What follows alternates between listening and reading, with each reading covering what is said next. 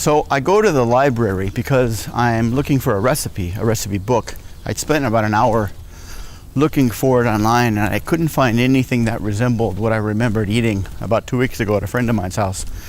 So I'm at the library, I'm looking at all the recipe books, I'm flipping through them, and I can't really find anything that resembles what I thought I ate. So I ask the librarian if she knows any good recipe books or any good places to find any other sources of recipes that I can't really remember. And she says, what kind of food was it? What did it taste like? And I threw out what I thought was an accurate description of what it was that I thought that I ate. And she says, aha, that sounds like a recipe that my grandmother invented. I was like, really? She said, yes. And so she started writing out the recipe, and as she was writing it out, she told me about how her grandmother had immigrated from Germany to the Northwest back in the 1800s. And I guess they came over with a lot of these other German immigrants that were going to work in the gold and silver mines up in like North Dakota or wherever. And they had all these camps set up, and they dug these mines deep down into the earth.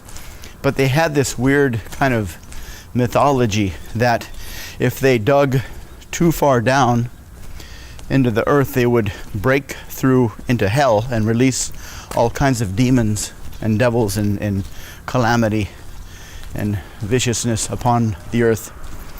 So they decided to stop digging at a certain point, but that presented an interesting problem to these miners, because on the one hand, if they kept digging, they get more gold and more silver, and they would become wealthier.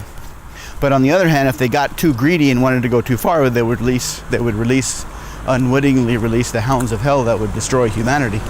So they came up with this kind of informal system where they would cover the wells up, or they would stop digging, because they didn't want to leave them open, because if they left all these wells open, then all these other people would come along and, hijack their claims, which they didn't want, but they'd also go into these wells and dig further, and maybe these other people that would come along after the fact didn't understand that if they kept digging, they might unleash Satan himself. So they decided to just close the mines off once they figured they had got enough gold and they were sufficiently or dangerously close enough to the devil to stop.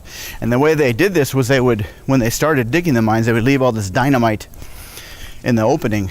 But the problem was this dynamite was kind of unstable. And so what happened was a lot of these mines just kind of collapsed on themselves unexpectedly. So what happened was they had all these German immigrants that ended up being buried alive next to all of this gold and silver that was also coincidentally fairly close to the gates of hell.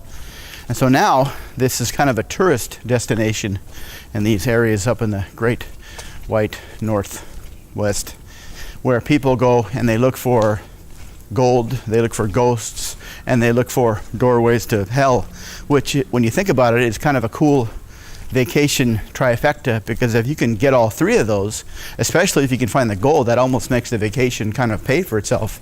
And as an added bonus, you see a ghost and maybe get to peek inside hell to see what it's like. So that's my friends and I decided that we're going to go there in our next vacation to check it out, see if we can find any of these mythical mines that probably don't exist.